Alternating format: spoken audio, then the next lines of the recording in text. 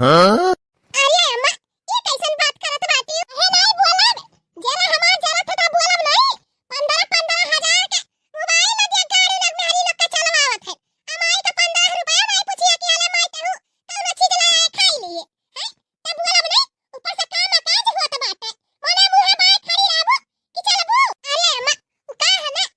कलिया भूखे प्यासी रहन बहुत जोर से दैया ये पिरात बाटे बड़की दीदी से बोल दिया या दीदी बना बनाई ले आज दोपहर के हम मौज धोले समझे के हम बनाई अम्मा जा बोल दिया बड़की जीजी तारे खा सकती यार नहीं बाटी पछिला हारे हमारे सघरिया उठी से गई है दलिद्दर खदियर के आई ले ओकरे बाद घर दुआर सहित लेप के आज तुलसी मैया का विदाई करे के बाटे तू है कौनो चीज का गम हइये नहीं बाटे अकेला बड़की जीजी कुल कैली है तहरे सना घोड़ा बेच बेच के सही सीधा कायदे से चलती कि नहीं का बताई बहिनी ई बुढ़िया तो हाथ धोए के पीछे पड़ जात ही हां नहीं ता घर में बड़की जीजी बाटी दखिनाही बाटी बूढ़ा बाटी तीन जनी तुलसी मैया का विदाई न कर पाई है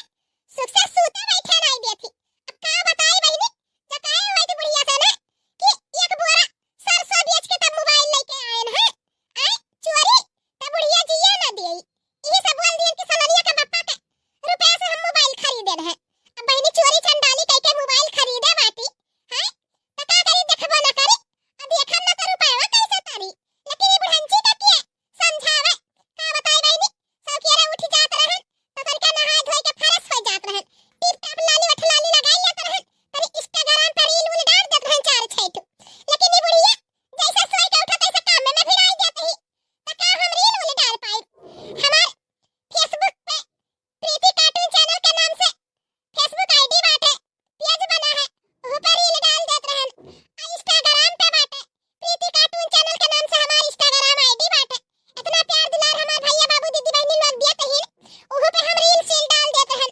रील देख देख के हमार भैया बाबू लोग खुश हो जात है हैं यूट्यूब पे चल बाटे हमार प्रीति कार्टून चैनल और पर हम वीडियो बनाई लेते हैं लेकिन ये बुढ़िया जब दिन रात हमसे चौका बर्तन करवाई घर गृहस्थी करवाई तो हम वीडियो कैसे बनाए पाए का बताई भैया बाबू लोग ये बुढ़िया मार के हमार जिंदगी नरक कर डाले बा नरक हाँ? चल बे कि खड़ी रहबू यही आरती आरती उतारे पड़ी तहार नहीं बूढ़ा रहे दो आरती उतारे का अरे एक बार गाँव में आरती का उतार दियो हमार पछली हो हमें जिंदगी भर तो ताना ऐसा बहिनी देखे तो हमार बुढ़ावे लागत बाटे लेकिन ये आज चश्मा समा काहे लगाए बाटे दादा का बात बाटे का हो बनवरिया के बप्पा ई चश्मा समा लगाए के का दिखावत बाटे कहू जात होत बाटे का अरे मलकिन आज बड़ा दिन बाद मन करी चश्मा लगावे के तो लगाई लिहन देखो तनका जैसे तो बाटे हमरे ऊपर चश्मा अहिरे मोरी मैया यह बुढ़ाउती में तो चश्मा लगाए के घूमत बाटे ओए जब देखी त का कही तू है अरे बनवारी का माई चश्मा लगाए का हम बूढ़ नजर आवत है हम तो कहन आज हमार तू तारीफ कर बियू छुपाई मारे रहा बुढ़ाऊ जहां बाटे तहां छुपाई मार के बैठा रहो हां मने तू है कौनो चीज सूझत बाटे आज तुलसी मैया का विदाई हुए जा तनका फल फ्रूट ले आओ जाने अब ही कलिया तो 5 दर्जन कियरा अब ऊपर से 5 किलो सेव 5 किलो अनार 5 किलो सिंघाड़ा कुल लेके आ रहे वाला आई गे अरे तना कुलिया परिवार बाटे का हुआ तना चार चट्टू सबके आगे धरन तब बनाई आटा हैं कलिया लेके आ रहा कलिया सब भूखा प्यासा रहा सब खाइन पीन अब आज तुलसी मैया विदा करे के बाटे तो उन्हें देव न पारी जा लाओ